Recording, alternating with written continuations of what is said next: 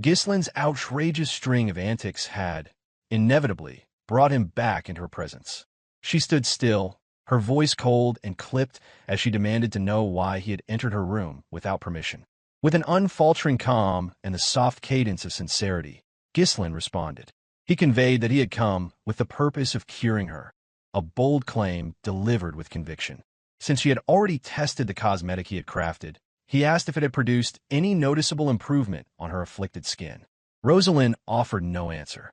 Instead, her silence transformed into rage as she hurled the jar at his face with all the spite she could muster.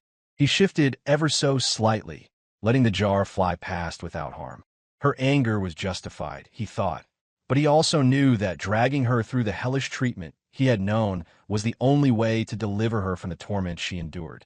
No gentle path would lead her to salvation. She dropped to her knees, fury lacing her voice as she screamed that he was not the first to make such lofty promises. Others had tried before, each proclaiming certainty, each failing. She no longer cared about the cure or the healer. The medicine, the methods, none of it mattered anymore. All she desired was for him to leave her be, convinced that hope was a cruel illusion she could no longer afford. Ghislain's resolve didn't waver. He spoke again, this time with sterner weight in his tone, asserting that he was not like the others. He was prepared to gamble his life for the sake of her recovery. That declaration only incited her further. Turning her back, she raged that such words were always the same. Greedy men disguised as saviors, all claiming they were different, all swearing upon their lives. Yet none stayed, none endured. It meant nothing to her that Ghislain's cosmetic was selling across the kingdom. In her eyes, he was no different, a liar like the rest. Still, Ghislain remained unmoved, quietly conveying his understanding. He acknowledged that her pain had run deep, built upon years of betrayal and crushed expectations. Inwardly, his thoughts turned to who Rosalind truly was. A noble woman with the blood of two of the kingdom's most powerful lines. Her father, the uncompromising leader of the royalist faction, and her mother, the brilliant daughter of the chancellor. After the death of her mother, Rosalind Bramford had become the unshakable pillar of her house. She was not merely beautiful or well-born. She was a prodigy in her own right. A master of both pen and sword, she wielded elegance and intellect in equal measure. She was grace and fire, a force to be reckoned with, and all of it achieved while still in the flower of youth. At a remarkably young age, she mastered channeling mana through the blade while establishing herself as a foremost patron of Cardea's varied industries. Contracts, workshops, and guilds bore her seal, and the map of commerce brightened wherever her attention settled. Then an unknown skin disease overturned that carefully built life completely, replacing audiences with physicians and salons with shuttered rooms. Isolation grew where reputation had once flourished, and rumors trailed the silence like smoke. The Marquis family, armed with wealth and influence, pursued every possible remedy. Nothing worked. As desperation mounted, her father looked to secure her future through a political marriage. She could no longer live as the dazzling star she had once been. But at the very least, the Bramford name could still provide shelter. Her condition was no ordinary ailment. It was a consequence of a rare, catastrophic reaction caused by misaligned training in mana cultivation. The balance between positive and negative mana, known as the polarities, had collapsed, disrupting her mana road entirely. The eruption that followed left scars beyond the surface. And now, as she stood once more before hollow promises and uncertain hope, Rosalind chose fury. She raised her sword, raw mana surging from her body in reckless waves, and lunged toward Ghislain, threatening to kill him if he didn't leave that very instant. But Ghislain, with a softness that betrayed no fear, apologized. He explained that he would now have to proceed by force, not out of cruelty, but because he understood that her use of mana in such a chaotic state would only exacerbate her illness further. Before she could continue her rampage, Ghislain sprang into motion. With startling speed, he closed the distance, drawing his sword in preparation to counter her strike. Rosalind's eyes widened in disbelief at his agility. Even so, she brought her blade down, intending to cleave him in two. But Ghislain's sword was already there, its hilt intercepting hers with practiced precision. In that instant, He pushed forward, overpowering her, disarming her momentum, and seizing her arm with unyielding grip. In one seamless motion, he spun and slammed her to the floor, subduing her flailing form. He wasted no time calling for Belinda and Wendy to come aid in restraining her. Within seconds, the two attendants stormed into the room, bringing a mattress as instructed, following their lord's command without hesitation. Working with practiced efficiency, Belinda and Wendy bound Rosalind to the bed before further thrashing could worsen the delicate condition. Rage continued to pour through her, and she demanded release at once, while Claude entered to support Ghislain in the attempt to effect a cure. Before any procedure could begin, Ghislain indicated that the helmet would have to be removed. As the coat came off his shoulders, he added that he needed to inspect Rosalind's condition personally. As Belinda reached to remove Rosalind's helmet, the restrained noblewoman fought back with whatever strength remained, shouting that she didn't need help, that she refused to accept any treatment from him. Claude paused, unsettled by the sight revealed beneath steel and leather, while Belinda and Wendy drew tight breaths at the ruin shown to their eyes. Ghislain alone reacted without surprise, as if the horrid transformation matched what he had already been assumed. He moved immediately, directing Claude to assist while he retrieved a vial of the medicine he had prepared. He informed Rosalind that the coming week would be agony, but if she could endure the pain, then recovery was possible. Rosalind's response came through gritted teeth. She cursed him, hissed that he must have a death wish. She still didn't believe in him, not even slightly. To her, it was all another sick illusion. But Ghislain was unfazed and her doubt did not bother him.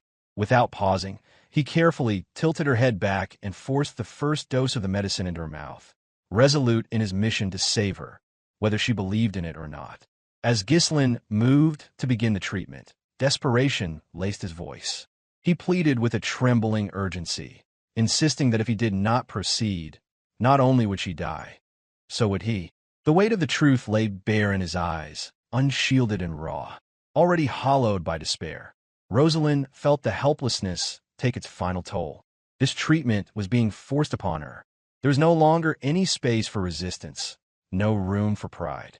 As she listened to Ghislain's voice crack with sincerity, a tear escaped her eye, unbidden, betraying the emotion she had tried so hard to suppress. Ghislain inhaled deeply, steadying himself. With solemn resolve, he summoned his mana. A clear, cerulean ember burst to life around his left hand, glowing like a flame frozen in time. In his heart, he whispered a silent reassurance to her not to be afraid. He would make this work. He had to. He knew all too well the irony of what he was about to do. The method he would use, the one he had staked his life on, had not been created by him. It was a technique invented by none other than Rosalind herself. Compared to the woman he had heard his past life, this Rosalind, though brilliant, lacked the same fierce resilience, the same unyielding willpower. He wasn't certain whether she could withstand what was to come, but certainty had never been a prerequisite for his conviction. So, Ghislain pressed forward, his glowing hand pressed gently against her abdomen, and at once a radiant blue mana spread from the point of contact like ink in water. The warmth of the mana mingled with a subtle heat as it coursed through her body, seeking out the channels shaped by her cultivation and trailing the medicine already within her bloodstream. Rosalind's body jerked. It was as though something inside her had cracked. No, shattered. Then came the pain. It wasn't ordinary. It wasn't even the type of pain that one could steel themselves against. It was excruciating in a way that transcended comprehension, primal, consuming. Every time Ghislain's mana broke through the frozen walls within her mana road, it was as if invisible blades pierced her from the inside. She screamed, violently, uncontrollably, and no forcible could restrain it. Through pain that refused to ebb, Rosalind questioned why the burden had chosen her, why among so many it fastened claws into her life and demanded a week of endurance that seemed designed to break her spirit as well as her body. The thought alone made her heart quake with fury and despair. In the glare of that thought, Ghislain's implacable warning returned to her awareness, the reminder that neglecting treatment would claim his life along with hers, a paired fate that made hesitation feel like complicity. Her shrieks halted, if only for a moment. She gritted her teeth hard enough to draw blood. And in that silent instant, she fixed her gaze on him. red eyes burning through the blur of tears and pain. If death was inevitable, then so be it. But if they were to walk this road together, then he had no right to hold back. She demanded that he give it everything, every breath, every drop of effort, until the very end. Her glare carried the full weight of her soul. Her voice, hoarse yet thunderous, tore through the room as she warned him. If he dared to mess this up, if he faltered even once, she would kill him with her own 2 hands. Her declaration rang in Ghislain's ears with deafening clarity. The screaming resumed immediately after, rawer than before. She cursed him, insulted him, hurled profanity after profanity between each cry of pain. The storm outside roared in tandem, thunder cracking through the sky as if answering her fury. Elsewhere, within the grim stone walls of the eerie castle now, encircled by the kingdom's soldiers, the mercenaries remained oblivious to the trial unfolding behind closed doors. Alpoy paced furiously, heat radiating from his clenched jaw. He was convinced that his foolish master, the so-called northern scoundrel, must have landed them in another impossible mess. Gordon suggested they should go find their captain rather than waiting in anxious silence. Before they could act, footsteps echoed down the staircase. Ghislain and Kaer descended into the main hall, lugging barrels of drink with them. As they reached the ground, Ghislain casually dismissed the idea of searching for Ghislain. Their indifference puzzled the rest of the group. But Kaer simply smirked, encouraging them to relax and drink to their heart's content. Ghislain, he insisted, was not one to act without a plan. And so, the castle settled into uneasy stillness. Dawn of the 7th day broke on Cardea, sunlight parting the thinning cloud and laying bright panes of warmth across slate roofs and wet streets. A gentler counterpoint to nights filled with storm and shouting. Impatience had already won as Marquis Branford mounted the stairs without pause, intent on learning immediately whether the week of ordeal had yielded anything more than exhaustion. The door to Rosalind's room burst open. The Marquis entered, flanked by knights, his expression unreadable. The scent hit first, a suffocating mix of sweat, blood, and stale air. The floor had been soaked red. Rosalind's blood had painted the room like the remnants of a battle. Her bindings had long since been removed. She now lay motionless upon the bed, a white cloth draped over her face. At first glance, one might have thought her lifeless. She had endured it all. The entire week of torment, of fire and agony. The exhaustion clung to her like a second skin. The very thought of Ghislain's voice made her want to tear him apart, but she lacked even the strength to issue a command. Ghislain stood beside her, equally worn down. He had spent 7 days directing his mana with utmost precision, methodically thawing the frozen pathways inside her. Blood stained his form. Her suffering had been internal, brutal, just like his own. Turning his head, he met the Marquis's gaze. The man had entered silently, already standing behind him. One brief look from Marquis Branford conveyed the expectation plainly. A sovereign request for proof that intention had become result, and that this attempt differed from the long chain of failures. Ghislain answered without words as his hand reached for the linen veil resting over Rosalind's face. The motion slow, deliberate, and exact, as if speed itself might bruise what fragile balance had just been reclaimed. The instant Marquis Branford set eyes on his daughter's face, disbelief widened his gaze. After staking life, loyalty, and estate alike, the northern scoundrel known for a single turbulent week had achieved the impossible. Marquis Branford stood still, gazing at Rosalind with a storm of emotion roiling behind his stern expression. After a long, waited moment, he commanded everyone to leave. His daughter needed time. Time to rest, to breathe, and to come to terms with all that had happened. Outside the estate, whispers were already swirling through the streets. The miraculous tale of the Branford family's heir being cured spread like wildfire. Few believed it because too many had tried and failed. Too many had died chasing the same hope. And yet, the news that the Marquis would soon be hosting a grand banquet lent weight to the rumors. Perhaps the impossible had truly occurred. Later that day, after having finally cleaned himself and gathered his thoughts, Ghislain entered the Marquis's office with his aides. It was time to speak of what would come next. The hall quieted as the guests respectfully lowered their heads in a formal bow, acknowledging the success that had unfolded before them. Marquis Branford let out a scoffing breath, his tone layered with reluctant admiration. He remarked that, contrary to his initial judgment, Ghislain had proven himself to be more than mere talk. Though the Marquis had lost the wager, he bore no regret. Witnessing the miraculous recovery of his daughter, after years of failed attempts and endless pain, was a victory far more valuable than any bet. It was, in truth, a profound consolation that transcended pride.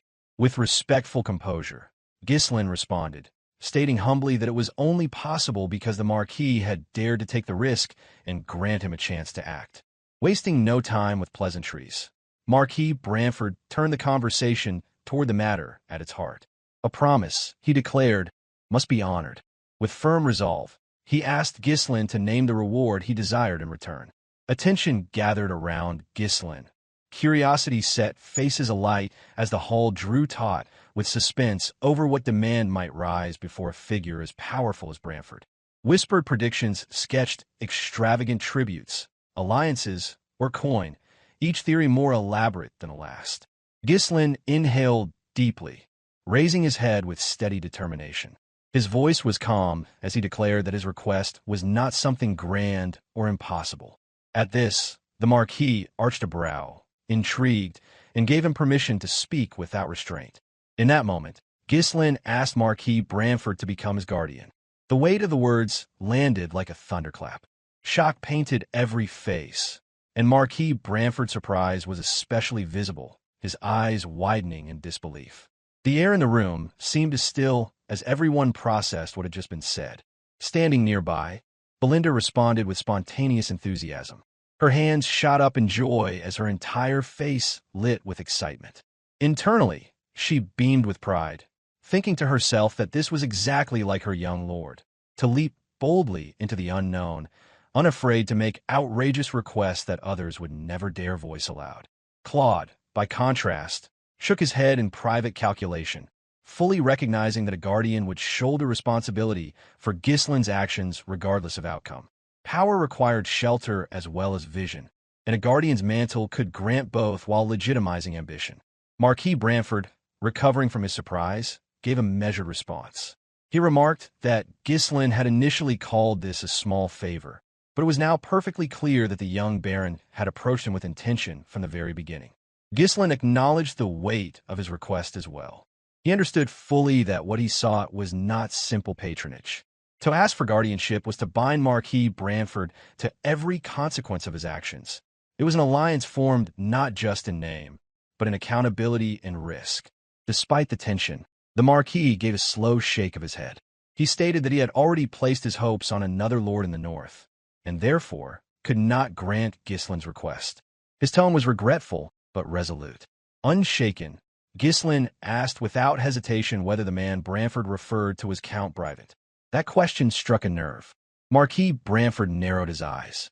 That name had never been discussed beyond the innermost circle of the royalist faction. For Ghislain to pinpoint it so directly was deeply unsettling. Pressing further, the Marquis listed other notable northern lords, Rayfold and Desmond among them, and asked Ghislain what made him believe that Brivant, specifically, was the intended candidate. Ghislain responded without pause. He revealed his understanding that Desmond merely maintained a facade of neutrality. In truth, no one truly understood where Desmond's allegiance lay. Meanwhile, House Rayfold was embroiled in an internal struggle, leaving their future uncertain and fractured. The remaining lords, Ghislain asserted, were either too weak, too greedy, or too lacking in capability to be considered for such a critical role. However, Count Brivant stood apart.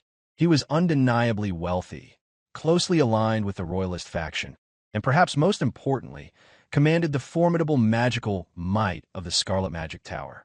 Based on all these factors, Ghislain had deduced that Brivant's territory was the most likely target for the Marquis's influence. With a sigh, the Marquis asked whether Ghislain was implying that he was more suitable than Brivant. Ghislain met his gaze without flinching and advised the Marquis to be honest with himself. He suggested that Count Brivant was not the dependable ally the Marquis needed. He was lacking, unsatisfyingly so. For a moment, Marquis Branford said nothing. He studied Ghislain intently, his mind reeling at the sheer precision of the young man's insight. Every step Ghislain had taken since arriving in the capital, every calculated risk, every conversation, had been leading to this. Then, unexpectedly, Marquis Branford let out a hearty laugh. He admitted aloud that Ghislain's assumptions were correct. Count Brivant was indeed a kind man, and capable in many respects, but he was also lazy, easily manipulated, and slow to act. Such qualities were fatal flaws in the current political climate.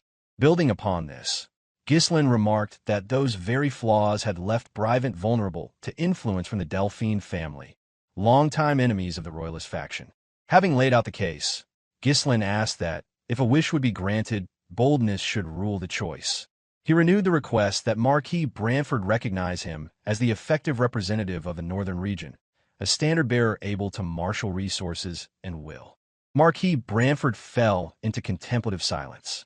The boy's ambitions were grand, but not baseless. Ghislain's cosmetic ventures were already gaining traction.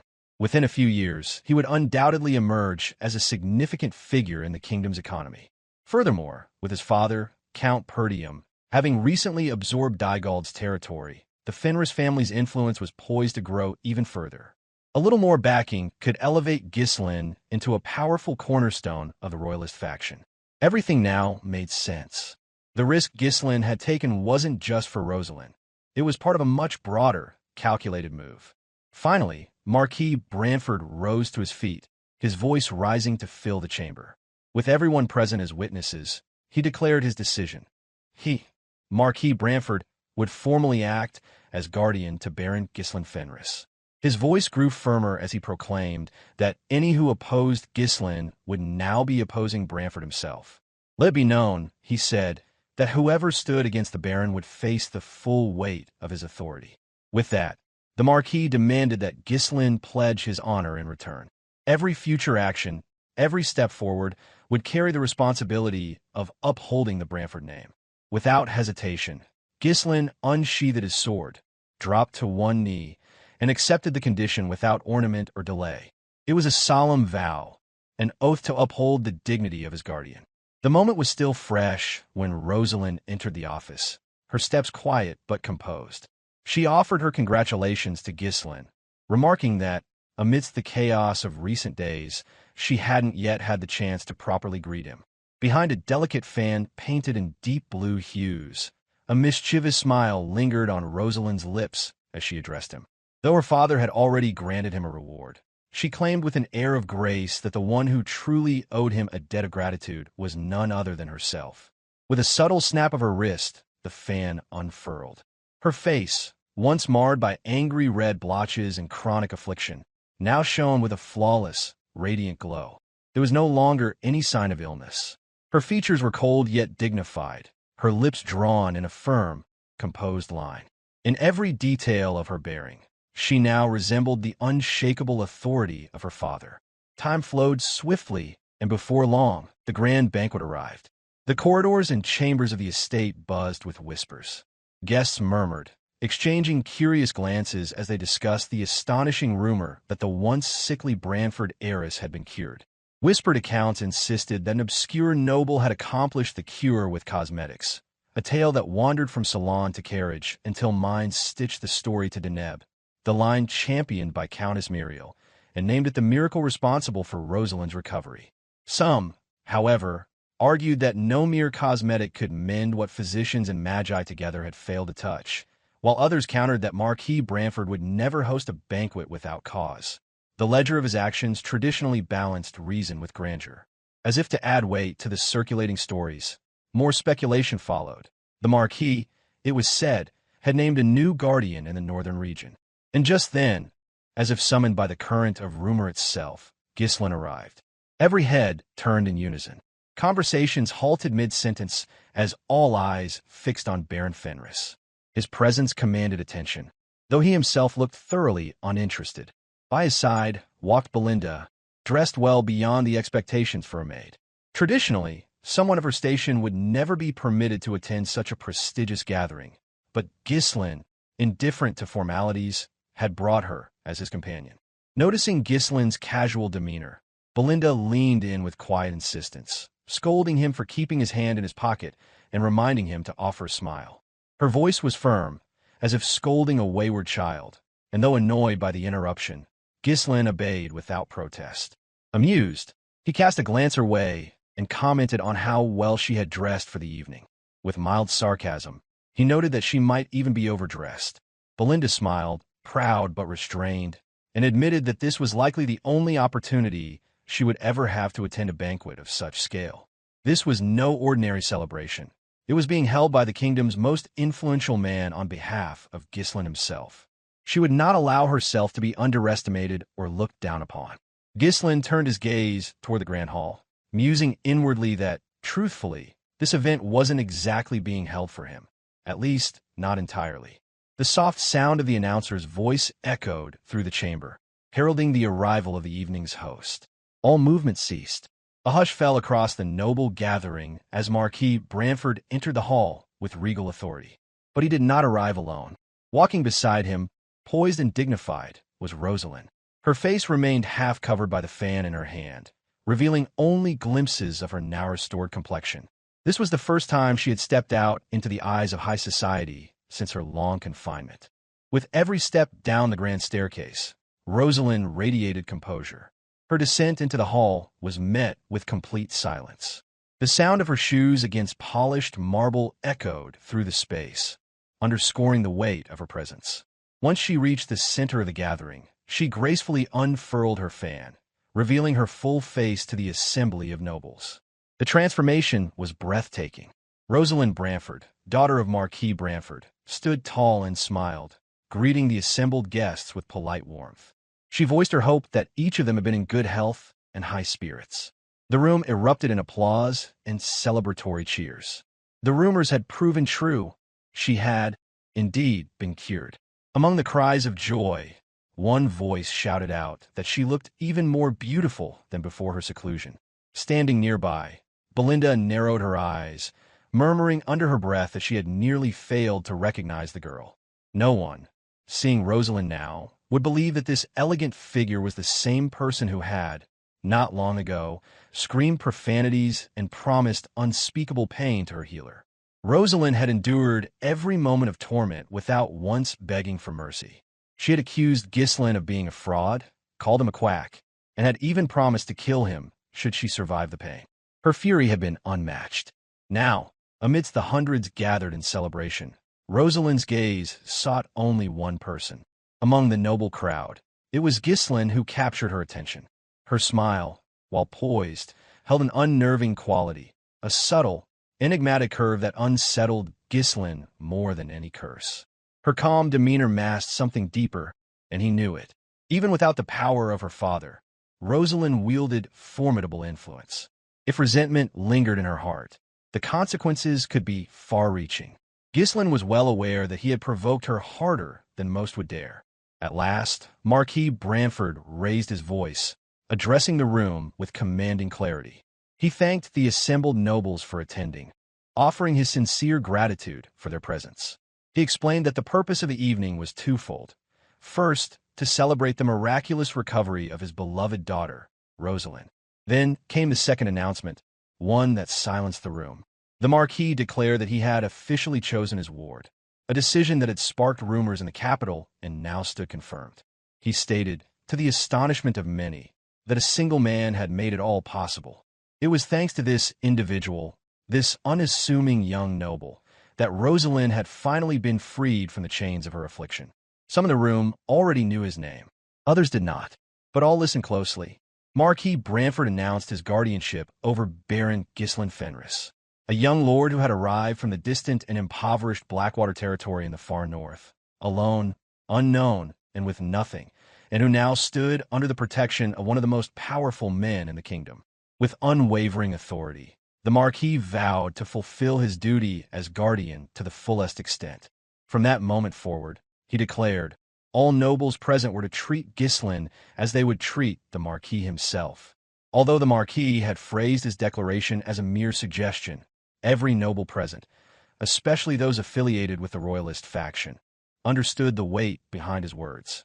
It was not a request. It was a command, veiled in civility, that none of them could afford to ignore.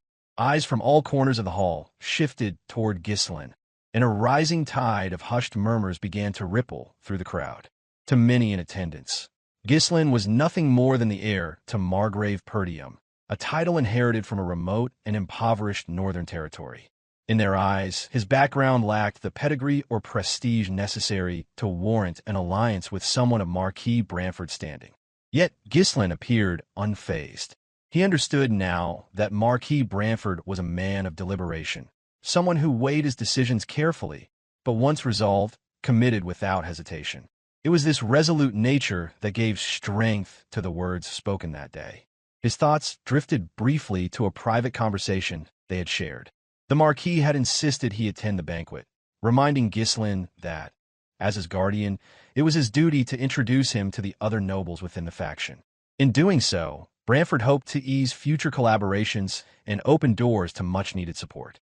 Scanning the hall, Ghislain took note of the many influential figures in attendance. Nearly all the kingdom's prominent nobles were here, and despite the burden of standing before them, he came to recognize the value of the event. This evening could, indeed, serve as a vital stepping stone. Still, the murmurs persisted. Voices questioned his youth, speculated on his worthiness, and expressed doubt over the Marquis's seemingly sudden endorsement. Perdium, after all, was a territory known more for its poverty than power. Belinda, standing nearby, clenched her fists inwardly. She could feel her anger stir at the arrogance of these nobles, their ignorance grating like sandpaper. But before she could act or speak, Rosalind took a step forward. Ever perceptive, Rosalind had already formulated a response. She descended the steps and approached Ghislain, each movement measured with poise. In front of the entire hall, she curtsied before him with flawless form, her gaze never leaving his. With that single gesture, she made a statement more powerful than any speech. Her father may have declared himself Ghislain's guardian, but Rosalind's public gratitude was a personal acknowledgement, one that resonated deeply among the watching nobles. It was clear that the Branford family, as a whole, stood united in their support. In the privacy of their brief exchange, Rosalind subtly advised Ghislain to ignore the background noise. Petty rumors, she noted, were inevitable for anyone who drew attention. The louder the voices, the more relevant the subject. She reminded him that today was significant, not just because it marked her return to public life, but also because her father's allegiance had been made known. The nobles would be restless now, uncertain how to react to the unexpected alignment. Their curiosity would soon give way to action. Extending her hand, she invited Ghislain to accompany her in greeting the key figures of the royalist circle. It was both a courtesy and a challenge, and every pair of eyes followed the motion. Some in the crowd remained skeptical, clinging to old prejudices against the northern lord. Others, however, found themselves captivated by Rosalind's beauty and poise, now elevated by the mystery surrounding her recovery. As for Ghislain, he recognized Rosalind as a complex force, difficult to predict, but essential to understand. To Rosalind, he appeared equally intriguing, someone whose boldness might serve him well if tempered wisely. Ghislain glanced back, seeking Belinda's approval. She simply smiled and waved him on, a quiet affirmation that she would remain in the background, allowing him to face the highborn elite on his own. Taking Rosalind's hand, Ghislain allowed himself to be led through the crowd. She explained, with cool precision, the internal structure of the royalist faction. The faction, she said, could broadly be divided into three dominant groups. The first was led by Countess Muriel, matriarch of the affluent house of Aylesbury.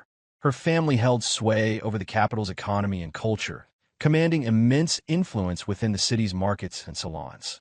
The second group was overseen by the Chief Justice of the realm, Sir Bylor Norton, Rosalind's own uncle and the eldest son of the Royal Chancellor.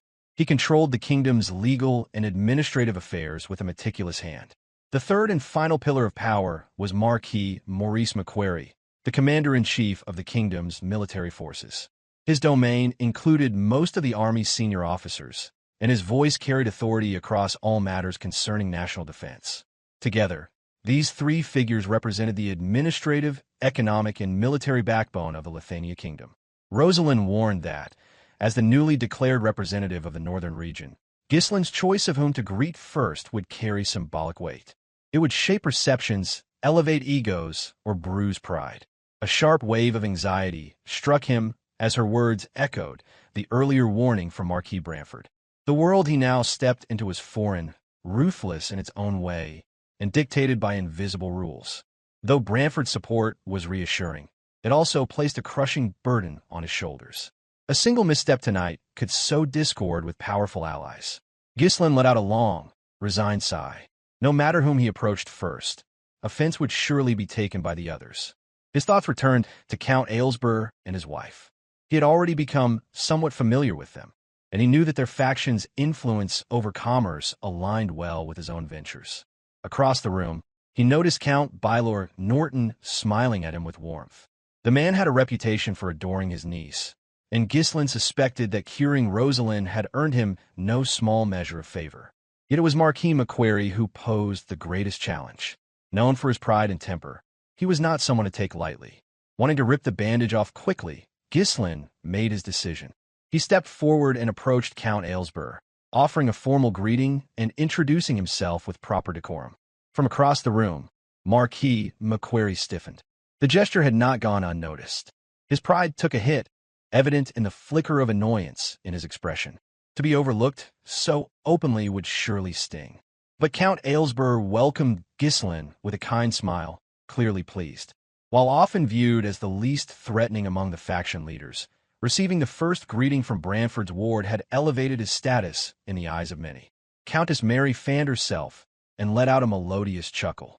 With theatrical flair, she affectionately called Ghislain her little brother, praising his loyalty with exaggerated admiration. Ghislain responded with a gentle reminder that formal occasions called for more appropriate conduct, but she waved him off, insisting such rules need not apply when the bonds were so warm. She even thanked him openly, acknowledging that this public gesture had helped salvage her standing among the nobility. Marquis Macquarie cleared his throat with deliberate volume to ensure Ghislain heard, staking a claim to attention befitting the man who controlled the kingdom's military and resented any hint of slight. An aide amplified the signal by declaring that a Margrave's son ought naturally to pay respects to the commander first, while another aide, less cautious, implied that Marquis Branford's judgment had dulled with age to mistake the order of precedence. Ghislain, of course, recognized the game being played. The criticism was thinly veiled, and Macquarie's expectation of deference was clear. The military lord was not a man who tolerated disrespect. As Ghislain began moving in the direction of the nobles, all present assumed that he would do the expected, that he would approach Macquarie next and pay the appropriate homage. After all, even arrogance had its limits. But those expectations were swiftly shattered. Without breaking stride, Ghislain walked directly past the Marquis, offering no bow, no nod, not even a glance. The Marquis's face darkened in fury, his jaw tightening as Ghislain headed straight toward Count Bylor Norton. There, Ghislain greeted the Chief Justice with composed civility. He thanked him for his kind words and acknowledged the burden that had been lifted from the man's heart with Rosalind's recovery. Count Norton, warm and affable, was not offended to be greeted second. In fact, he seemed relieved.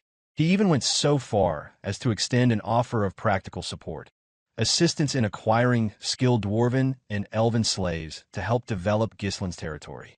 Only after finishing his exchange with Count Norton did Ghislain, finally, turn to approach Marquis Macquarie. But by then, the slight had been fully delivered, and the damage was done. Marquis Macquarie's rage boiled visibly beneath the surface. His tone was scathing as he warned Ghislain not to become conceited simply because Marquis Branford had taken him under his wing. He reminded the young baron that distant lords, no matter how favored, could be cut off with a single command. In response, Ghislain remained composed. With grace, he acknowledged his own shortcomings and humbly requested the Marquis's continued guidance in the future. Across the room, Marquis Branford watched with a private curl of amusement as Macquarie's temper flared, mentally reducing the quarrel to the rough abrasions of a countryside brat, and then smoothing the moment with invented reasons why the greeting might have come last. Once the formalities with the kingdom's power players had ended, Rosalind approached Ghislain again. She asked whether the order in which he had greeted them had been intentional. Ghislain, feeling a flicker of nervousness, simply replied that he had allowed his heart to guide him in the moment. The exchange ended as nobles, encouraged by the evening's thaw, converged upon the pair. One after another approached Ghislain with polished compliments and, in some cases, carefully chosen gifts meant to signal early allegiance. Meanwhile, Count Aylesbury, his wife, and Count Norton observed the spectacle from a quiet corner of the hall. Despite the outward smiles and compliments directed toward Ghislain, the trio knew better. Beneath the noble civility, there lingered a subtle layer of disdain. Count Aylesbury chuckled softly, commenting on how thoroughly Ghislain had managed to earn Marquis Macquarie's resentment. Countess Muriel dismissed the concern. Macquarie, she said, was a simple man. Count Norton, more pragmatic, observed that despite the general's displeasure, Macquarie could not afford to act against Ghislain. It was at that moment that Marquis Branford joined their conversation. He stated with calm confidence that of course Macquarie couldn't move against Ghislain. After all, it had been Ghislain, and Ghislain alone, who had achieved what no one else could, curing Rosalind's illness. Count Norton offered a compliment, praising the Marquis for discovering such an extraordinary talent. But Branford deflected the praise. He admitted that, while many had failed to recognize Ghislain's worth, he had merely chosen to believe. The success, he insisted, belonged entirely to Ghislain himself. It was Ghislain's own tenacity and strength that had raised him from obscurity to stand in the presence of the kingdom's elite. The Marquis went on, elaborating that Ghislain possessed the rare ability to transform a losing battle into victory. He had a mind not only for warfare, but for strategy, able to observe the flow of events and predict what lay beyond the horizon. In Branford's estimation, Ghislain was worthy of the North and deserving of his backing. Still, he added, such a sudden rise came with risk. The brighter the light, the deeper the shadow it cast. And with so much attention now focused on Ghislain, those shadows would only grow. It was then that the hall fell eerily silent. At the entrance, the voice of an attendant rang out, trembling with uncertainty as it announced a name, Viscount Joseph. The name echoed like a cold wind through the hall. Conversations halted midward, and glasses were lowered without a sound. Ghislain's entire expression changed in an instant, hardening into a mask of composure. Guests forced smiles onto their faces as they turned toward the grand doors. Every noble knew the name, Viscount Raoul Joseph, often called the Crippled Devil. Known for his ruthless intellect and merciless tactics, he was one of the most feared men in the political sphere. The man now entered the hall with a deliberate gait, leaning on a cane due to his badly deformed leg. Yet there was nothing feeble about him. His aura was like iron, unyielding, forceful, commanding. Every step he took seemed to sap the warmth from the room. Ghislain's fists clenched at his sides. His jaw tightened as he forced down the murderous intent rising within him. This was the enemy, the one who had once stood in the way of everything. He was also the closest advisor to Duke Delphine, the royalist faction's greatest adversary, and a strategist behind many of the ducal family's most cunning moves. His unexpected presence at a royalist banquet sent a shiver through the room. To Ghislain, this was more than just a surprise. Though this marked their first encounter in this timeline, he knew the man all too well from his previous life. Viscount Joseph had played a critical role in undermining his plans during the failed campaign to burn the Delphine estate to the ground. He had been the one to outmaneuver Ghislain's mercenaries and deliver a crushing blow to his ambitions. And following behind him was another figure, a tall, well-built man whose chest bore the distinct emblem of a silver star. His face remained entirely concealed beneath a mask, and his figure shrouded in an oversized robe that obscured every detail of his physique, and even his hair. Standing silently behind Viscount Raoul Joseph, the man presented himself as nothing more than a dutiful escort. However, those who knew the truth would have recognized him as none other than Count Balzac, the kingdom's finest sword, a sword master hiding in plain sight under the guise of personal guard. The moment Raoul arrived, a murmur spread like ripples through the banquet hall. Whispers filled the space as apprehension crept into the atmosphere. The arrival of someone from the ducal house was rarely seen as anything but ominous. One guest quietly expressed regret at attending, convinced that nothing good could come from entanglement with the Delphine faction. Without hesitation, Viscount Joseph strode directly toward Marquis Branford.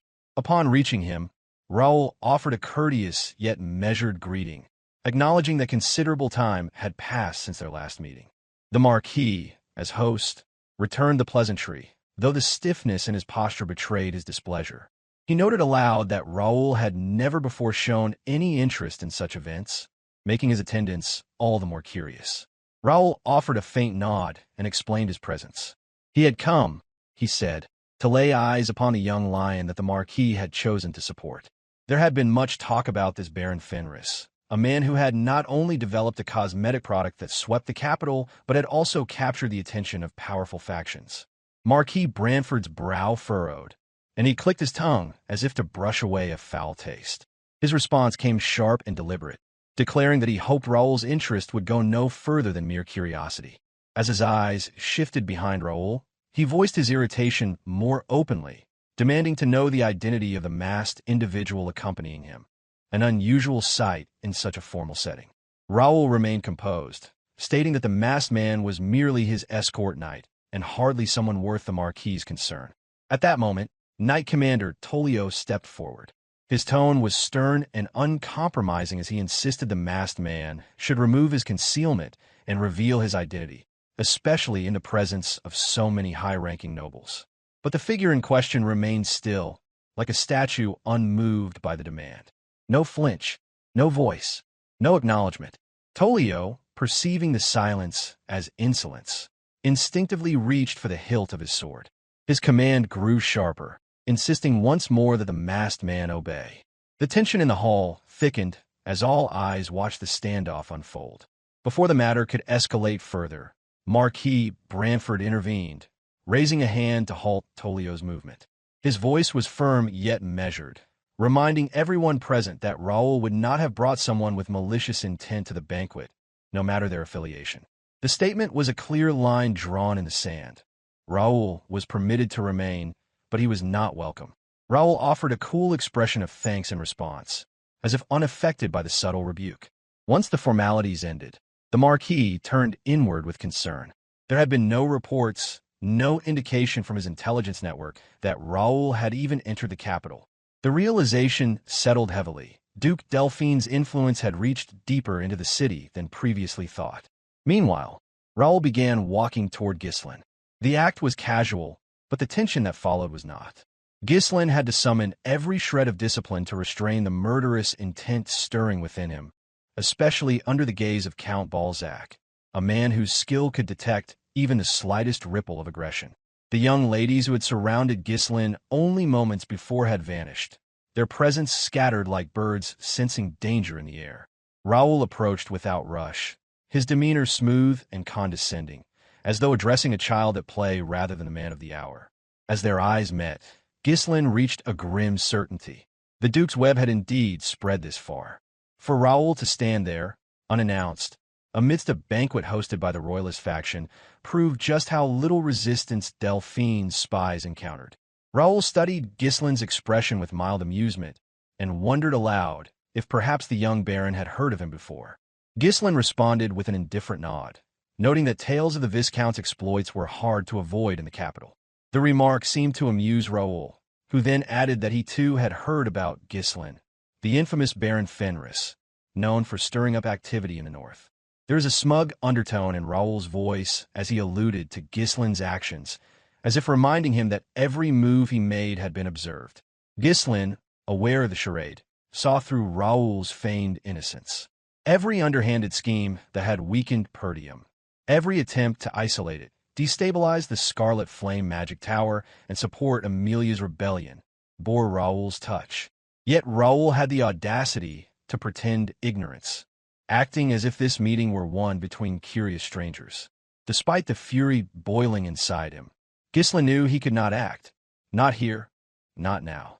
Still, he could not help but imagine the many ways Raoul might die at his hands. Raoul then suggested they find somewhere more private to continue the conversation, claiming he had something important to discuss. Ghislain did not respond with words, but his silent agreement moved them both to a quiet, prepared chamber within the estate. A tea table had already been set, as if the meeting had been expected all along. Raoul leaned back comfortably as the door shut behind them. He remembered past strategies, the ones meant to isolate Perdium, undermine Dygald, and push the rebellion forward. All of it had seemed to work until Ghislain returned and upended those plans. Not only had Perdium survived, but Ghislain had released a cosmetic product that swept the market, throwing Raoul's own development efforts into disarray. The Viscount wasted no time. He admitted his interest in Ghislain's product, the one rumored to have restored Rosalind's skin and changed the tide of public opinion. Ghislain shut down the proposition with cold efficiency. He made it clear that no cooperation, no discussion, and no courtesy would be extended. Raoul took the rejection in stride, brushing it off as though it had been expected. With a dismissive gesture, he shifted topics, claiming that such mundane matters did not interest him after all. Instead, he leaned forward, eyes gleaming with manipulation, and spoke of wasted potential. A man with Ghislain's talents, he said, should not waste away in some forgotten corner of the north, toiling for nothing. Raoul continued, his voice calm yet sharp, as he reflected on the irony of a once notorious troublemaker suddenly gaining prominence, winning wars, and securing a position of importance in the capital. He questioned aloud whether such developments could truly be chalked up to coincidence, or if it was a testament to genuine skill. Ghislain responded without flair, his demeanor as indifferent as his words. He simply stated that he had studied, offering no elaboration beyond that. Beneath the placid surface, however, raged a fire he could barely contain. Every breath he took felt like a battle against the instinct to act, for his very soul cried out for vengeance. Raising the Delphine faction to the ground had become his life's sole purpose. And Raoul, the architect behind so many of the schemes, sat within arm's reach. But Ghislain knew better. The moment he acted on his killing intent, the swordmaster standing beside Raoul would intervene. Raoul, oblivious to the storm quietly brewing across from him, shifted gears. He acknowledged that his meticulous plan to dominate the north had been flawless, until the arrival of one disruptive element, Ghislain. Without missing a beat, Raoul extended an invitation for a place within Duke Delphine's powerful faction. No response came from Ghislain. Instead, he calculated, eyes scanning for a single exploitable flaw, a fleeting opportunity to slip past the finest sword in the kingdom and deliver one decisive blow. But no such moment came. Still unaware of the death that loomed just across the table, Raoul continued. He spoke of how talent, no matter how brilliant, came with an expiration date. In a brutal frontier like the North, life was cheap, and danger lurked in every shadow. He warned that Ghislain's journey could be cut short by barbarians or war long before his potential had been fulfilled. Many promising young lives, Raoul explained, had already been snuffed out before their prime. And so, he urged Ghislain to entrust his future to the Duke's house. In doing so, Raoul promised all such threats would vanish, and Ghislain's path would be paved in security. Balzac, standing silently at Raoul's back, had already sensed the waves of killing intent leaking from Ghislain like a poisonous mist. He did not draw his weapon. He didn't need to. Should Ghislain make a move, he would be cut down before taking a single breath. And worse still, any attack on a guest at such a gathering would bring heavy consequences. It was then that Ghislain finally responded, his tone respectful yet firm. He stated that he had already pledged his allegiance to the royalist faction. Raoul countered that a shallow pledge did not equate to true loyalty. Dipping one's toes in water did not mean they had plunged in. To sweeten his offer, Raoul mentioned a luxurious estate in the south, ready and waiting for Ghislain and his father, Zwalter. He pressed on, stating how Count Perdium, Ghislain's father, struggled constantly to defend the north from barbarian incursions. Raoul questioned how long they could keep fighting and suggested that perhaps it was time Ghislain considered living in comfort rather than in conflict. It was a familiar tactic, temptation disguised as generosity. Ghislain recognized it immediately. This was how the Delphine faction operated, offering sanctuary and resources while quietly binding others to their will. They believed they could purchase his allegiance and tame his unpredictability. Ghislain, unfazed by the flattery and underlying manipulation, voiced his disagreement. He noted aloud that the north was far from the desolate wasteland Raoul had painted it to be. Raoul offered a knowing smile. He admitted he hadn't expected an immediate answer. He simply wanted Ghislain to consider the offer carefully during his extended stay in the capital. That smile faltered, however, when Ghislain leaned forward and presented a counter-proposal. In an almost mocking tone laced with false innocence, Ghislain suggested that perhaps Raoul should consider joining the royalist faction instead. The audacity of the suggestion stunned Raoul. For a moment, his composed expression cracked as he wondered whether this young lord was dangerously naive or simply fearless to a fault. Eventually, he concluded that Ghislain was simply foolish for refusing a path that could have saved his life. With no further words exchanged, Raoul prepared to return south, his offer rejected. Internally, he scoffed at what he perceived to be a wasted talent. Ghislain, in his eyes, was a gifted individual who had chosen the wrong path. Raoul had seen it countless times, those with great potential extinguishing their own light through poor choices. He believed that, in the end, people like that had no one to blame but themselves. Later, once they were alone, Balzac finally broke his silence. He asked Raoul for his evaluation after seeing Ghislain in person. Raoul, crippled and devoid of martial prowess, nonetheless had a keen strategist's mind. He considered his words carefully before remarking that Ghislain's eyes were unsettling, peculiar to the point that they evoked a primal urge in him to gouge them out. There was something deeply untrustworthy in their gleam. As he considered Ghislain's posture and expression, Raoul described him as energetic and seemingly without fear. He interpreted that fearlessness as arrogance, a dangerous trait in a young noble. He noted the hostility Ghislain barely contained and considered a flaw.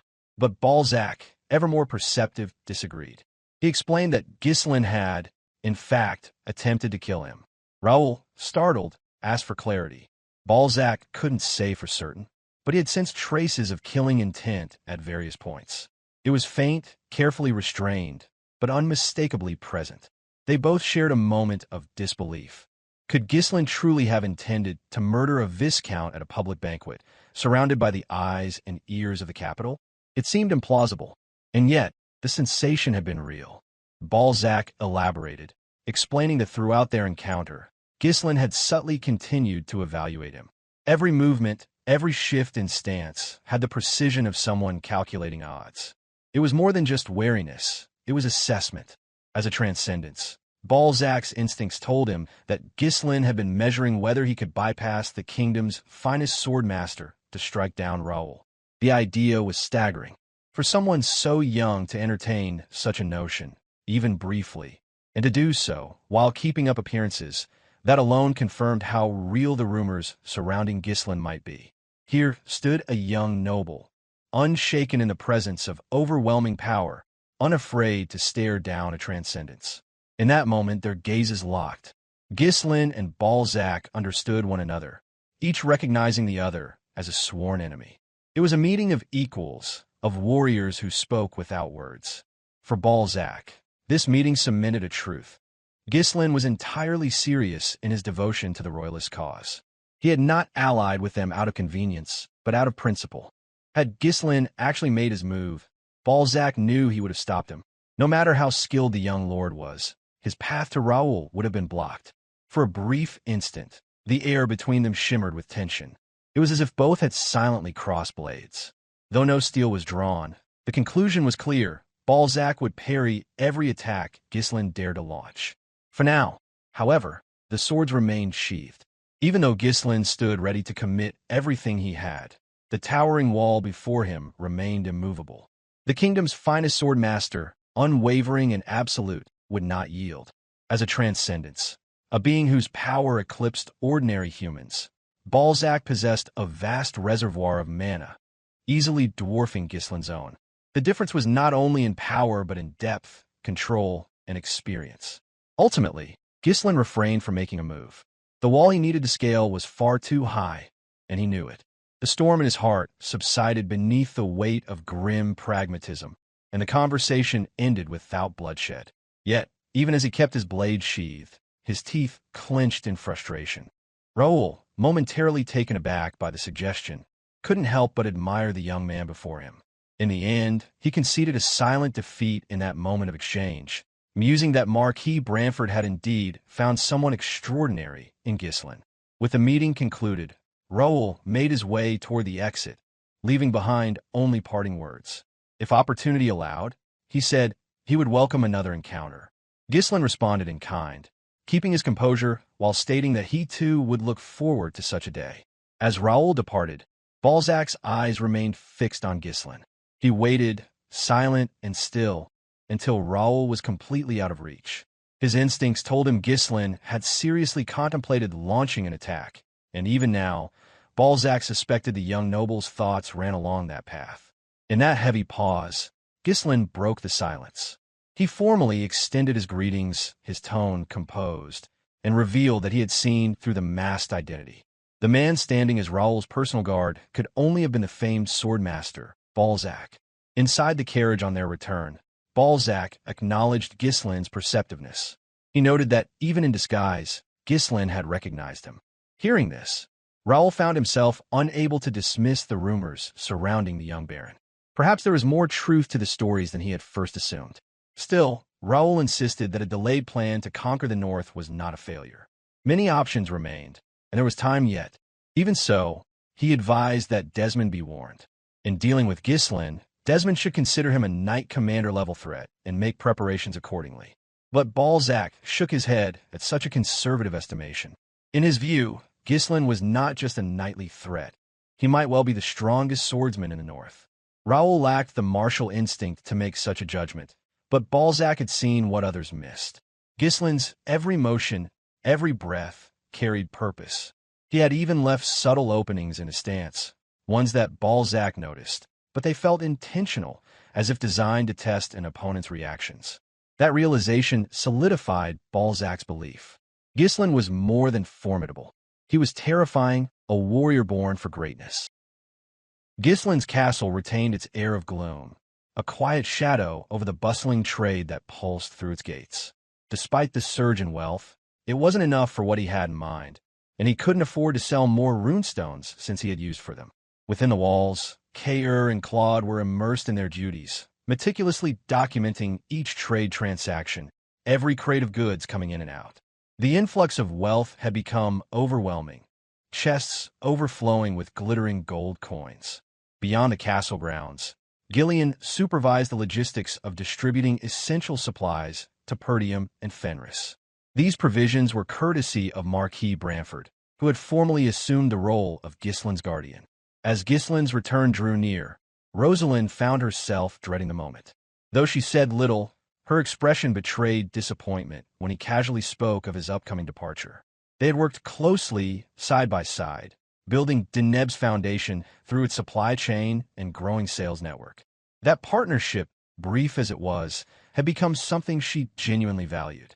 While Rosalind seemed quietly hopeful for more time together, Ghislain remained emotionally distant. His demeanor made it clear he sought no companionship from the enigmatic young woman. Without acknowledging her subtle signals, Ghislain shifted the conversation toward their financial agreement. He reminded her of their contract, the promise she made to pay 300,000 gold for Deneb's capital, and his role in managing that distribution. As he outlined the arrangement, Rosalind's enthusiasm drained from her features. The joy and liveliness in her expression vanished the moment he steered the discussion back to gold and business. For someone so cunning, Ghislain remained utterly oblivious to emotional cues. Feeling brushed aside, Rosalind responded with quiet frustration. She questioned whether there was truly nothing else he ever wished to talk about with her, nothing beyond financial terms and responsibilities. Ghislain deflected, insisted their relationship was one of guardian and beneficiary, nothing more, and certainly nothing that demanded deeper conversation. She exhaled, her breath heavy with resignation, and gently countered. In order to fulfill her role properly, she argued, she needed to understand him more fully. She pressed further, asking about his true goals, what truly drove him to dedicate himself so obsessively to his work. Her request was valid, but his mind remained fixed on returning home as quickly as possible. He had vowed to reshape his mercenaries into knights, capable of wielding mana. He had begun preparations for war against Desmond. Plans had been laid for the settlement of freed slaves within Fenris. And looming over it all was the specter of a kingdom-wide catastrophe that only he anticipated. With a composed smile, he offered her a false answer. He claimed that he simply wanted to live well and eat well. Of the future he foresaw, he said nothing. That truth, those burdens, were his alone to carry. Even if she believed his response, that belief changed nothing about the weight he bore. Yet Rosalind's intuition told her otherwise, and his words rang hollow. If comfort and peace were truly his goals, she reasoned, then aligning with Duke Delphine's faction, as Count Joseph had suggested, would have been the wiser course. Instead, he had committed himself to the royalist faction, an action that contradicted the story he told. The moment she mentioned Raoul's name, his entire expression shifted. The warmth vanished from his features, replaced by an unreadable coldness. Only Ghislain truly understood the depth of Raoul's capabilities, and it left a bitter taste in his mouth that he had failed to strike him down during their last encounter. In Ghislain's original offer to the Branford family, he proposed 10% of Deneb's profits in return for an investment of 300,000 gold, with the added task of handling product distribution. Marquis Branford had dismissed the proposal outright, until Rosalind offered to lead the operation herself. To most, it seemed like a one-sided deal. Only Rosalind had the conviction to see potential in it. Ghislain, though unable to explain what he anticipated for the future, made one thing clear. As the heir of Perdium and the Lord of Fenris, he had committed himself to a singular, unwavering goal, one only he could see clearly in the shifting fog of what lay ahead. He explained that her strength would be essential to his plans, though he wished not to weigh her down with the burden. A war against Duke Delphine was inevitable, and if she remained focused solely on the business side of operations, then at the very least, she would be spared the dangers of conflict and remain safe. Yet Rosalind did not accept such a rationale without protest. She insisted that they were meant to share their burdens equally, especially since Ghislain operated under the protection and patronage of her family. To her, partnership required more than division. It required mutual trust. It was in that moment of heated discussion that Ghislain's hand suddenly reached for hers. The swiftness of his motion startled her, causing her fan to slip from her grasp and fall.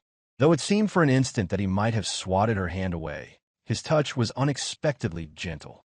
He raised her hand to his lips and pressed a kiss upon its back, a solemn gesture to convey his request, that she place her absolute trust in him. He had not come to the capital merely to linger in idle conversation, but to earn the endorsement of the royalist faction while many still awaited him. His sudden and intimate act left Rosalind speechless. Her cheeks grew warm as the blood rushed to her face, caught off guard by the intensity of what he had done. Ghislain had charged into her world without warning, disrupting everything, yet planting a lasting presence in her heart that she could not easily cast aside. The moment that passed between them was tinged with quiet sorrow. Ghislain had no desire to endanger her life, and for that reason alone, he forced himself to walk away, knowing that the confusion and ache he left behind would linger in her thoughts. She stood motionless, watching as the man who had led her through hell and back walked away. As he parted, his final words carried a heavy sincerity. All he wanted for her was happiness. Only he understood the weight of those words, shaped by the memories of a life she had lived once before, though she had no knowledge of it. Rosalind could not fully grasp what he meant. Left alone in silence, her mind wandered to thoughts of Fenris. She pondered whether the territory was truly as remarkable as he claimed, and what kind of Lord Ghislain would prove to be over such a place. With his business in the capital complete, Ghislain's attention turned sharply toward the future. His first objective was to transform Fenris into a stronghold, capable of standing its ground against the forces of powerful nobles like Desmond and Amelia in the north. The banquet he attended concluded on a high note, a quiet triumph. Ghislain secured a formal position under the ministry of the royal palace, attaining the prestigious title of Northern Administrator. This marked a significant step forward in his campaign for recognition and influence. By rejecting the offer from Raoul, he had not only protected his own ambition, but had also upheld the dignity of Marquis Branford. This earned him the nobleman's trust and gratitude, both valuable assets in the volatile arena of court politics. The supplies that had once been destined for Brabant territory were now rerouted to Perdium and Fenris. With the authority and name of Branford behind them, both territories received exemptions and privileges, tax relief, trading rights, and legal protections that strengthened their standing. Moreover, Ghislain secured the relocation of 50,000 royal subjects to Fenris, bolstering its population and workforce. Among them were skilled dwarf slaves, individuals whose craftsmanship and labor would contribute significantly to Fenris's development.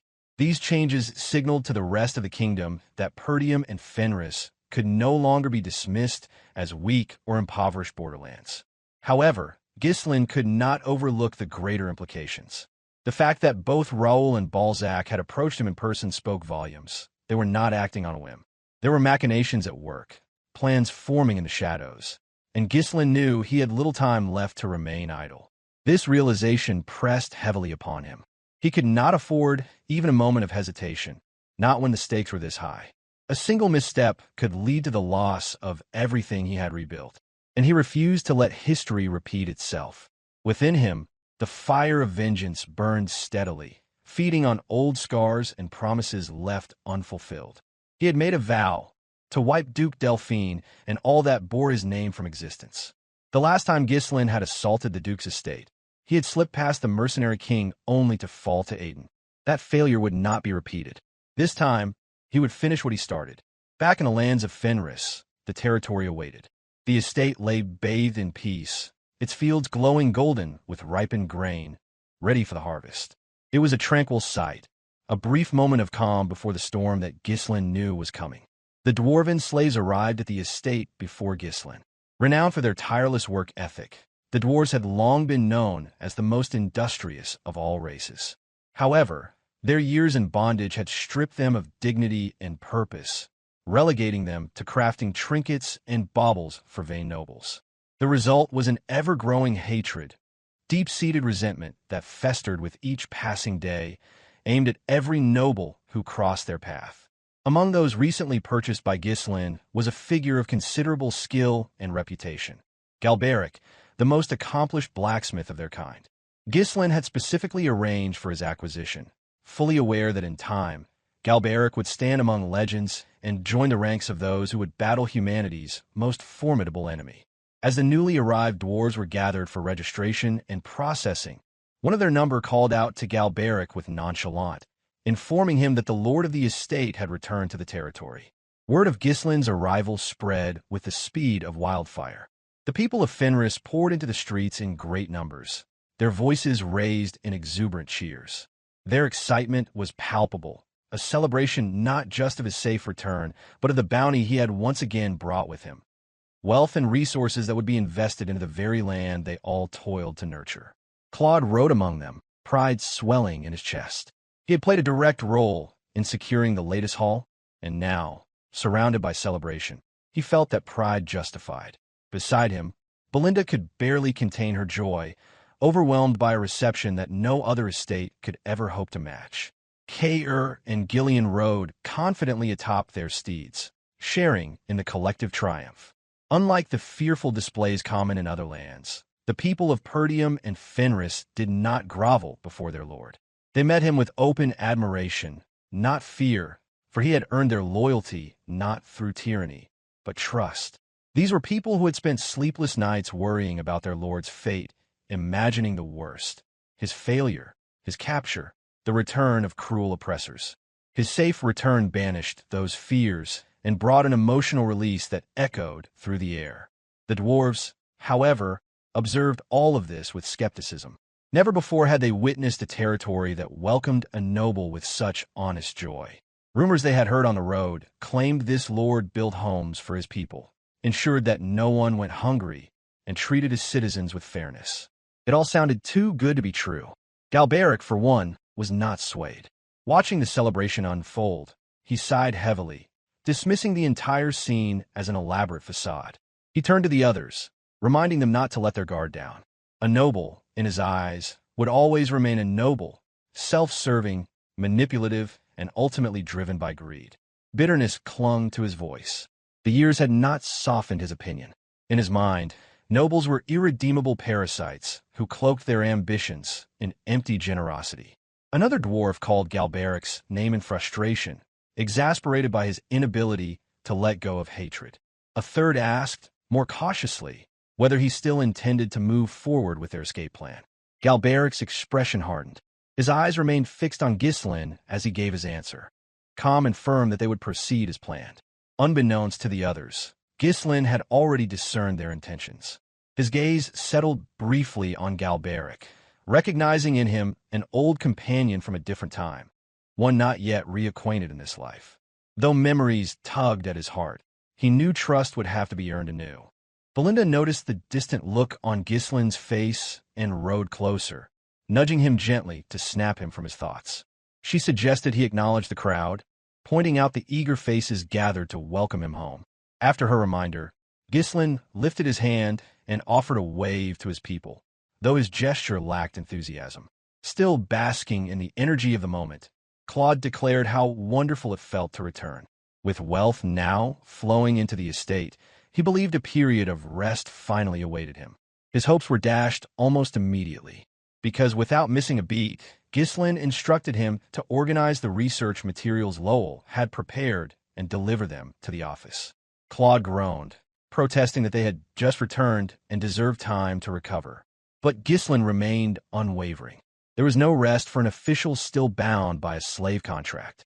He told Claude to treat his time in the capital as a vacation, because the real work resumed now. Without further delay, Ghislain summoned all of his aides. The time for reunion had passed. The meeting would begin at once. Ghislain initiated the meeting with a question directed at Lowell, inquiring whether there had been any issues involving Chief Homern during his absence in the capital. Since the death of the previous lord, Lowell had proven himself a trustworthy retainer under Ghislain's leadership, and he reported without hesitation that no disturbances had taken place. In response, Ghislain instructed him to notify Chief Homern of an impending visit to Perdium. He also requested a detailed briefing on the current state of affairs during the time he had been away. Lowell explained that everything had proceeded exactly as Ghislain had ordered prior to his departure. The territory had been maintained effectively, and operations continued smoothly in accordance with the original plans. As the report continued, Alpoy made a passing comment, noting that he had observed completed roadworks and newly constructed waterways on the journey back to the estate. He seemed almost impressed, remarking casually on the progress made during his and Vanessa's absence. Vanessa quickly interjected, lightly reprimanding Alpoy to show proper respect to the Lord when speaking. Lowell resumed his report, elaborating further. In addition to the roads and waterways, several vital facilities, such as the workshops and grain storage warehouses, were nearing completion. With the recent influx of skilled dwarven laborers brought from the capital, Lowell estimated that the remaining construction would finish quickly. Of particular note was the agricultural output, which had been so abundant that purchasing grain from outside merchants would no longer be necessary. The unexpected news sparked Belinda's curiosity, prompting her to ask for exact figures regarding the harvest. She leaned forward with interest, unable to hide her surprise. Claude answered with brimming pride, stating that the harvest yield was on par with that of Rayfold, one of the kingdom's most fertile lands. In fact, he claimed that Fenris now boasted the highest production per unit area across the realm. Meanwhile, Wendy mumbled quietly in the background, recalling that it was Claude himself who once insisted that agriculture was a lost cause in Fenris. Buoyed by the discussion, Belinda broke into cheerful excitement. She declared that with support from the royalist faction, Ghislain could truly rise as a great lord. Gillian nodded in agreement, commenting that Ghislain's long-standing goal of revitalizing the territory was finally becoming a tangible reality. Yet amidst the chorus of congratulations, Ghislain alone remained untouched by the good news. While others found joy in their collective accomplishments, his expression darkened, signaling the weight of a different concern. He addressed the group with solemn resolve, stating that although Fenris had now secured its basic infrastructure and food supply, these efforts were still insufficient to withstand the looming disaster that approached from beyond the horizon. He then gave Claude a direct order to continue stockpiling food until it met his personal standard of preparedness. In addition, he called for the expansion of residential space, instructing Claude to begin acquiring new plots of land immediately. Without warning, Ghislain issued a bold proclamation, one that caught every aide off guard. From that day forward, they were to begin preparations for war. To some, it sounded like yet another one of Ghislain's infamous schemes, behavior that had earned him the nickname Northern Scoundrel. But this time, he was utterly serious. The announcement caused a ripple of confusion throughout the chamber. Fenris had only just begun to stabilize while talk of war seemed premature and unfounded. Claude voiced what everyone else was thinking. He asked Ghislain directly what he meant by that statement. From his perspective, there was no threat on the horizon. After all, Ghislain had recently joined the Royalist faction and enjoyed the protection of Marquis Branford. No one would dare move against them now, he added, with unwavering calm. Ghislain explained that Desmond or Rayfold were possible aggressors. He spoke not in speculation, but with the tone of someone who had already anticipated their next move. He advised Claude to review a particular report that would clarify the matter. As Claude took hold of the document Ghislain referred to, his eyes widened in disbelief. The contents were damning. Written was large-scale conscription efforts within Desmond's territory, ongoing recruitment of freelance mercenaries and knights, and extensive purchases of weapons and iron ore. Ghislain elaborated, stating that the report had been commissioned before his departure to the capital. He had tasked Lowell with discreetly gathering intelligence on Count Desmond's military activities. The most telling detail of all was the procurement of high-grade iron ore in bulk from the county of Cabaldi, a clear indicator of preparation for armed conflict. Ghislain voiced what many were already thinking, that the core components for any war effort are food, manpower, and weapons. He further remarked that while iron ore was essential for forging and maintaining arms, the volume and quality of the ore being purchased by Desmond far exceeded what would be necessary for peace. Unlike Ghislain, Kair reacted with visible excitement. The very idea that war loomed once again stirred something in him. He was prepared to stand and fight for Fenris with everything he had, unwavering in his conviction to go for a brawl. However, Alpoy was far less enthusiastic. Memories of the last conflict still lingered.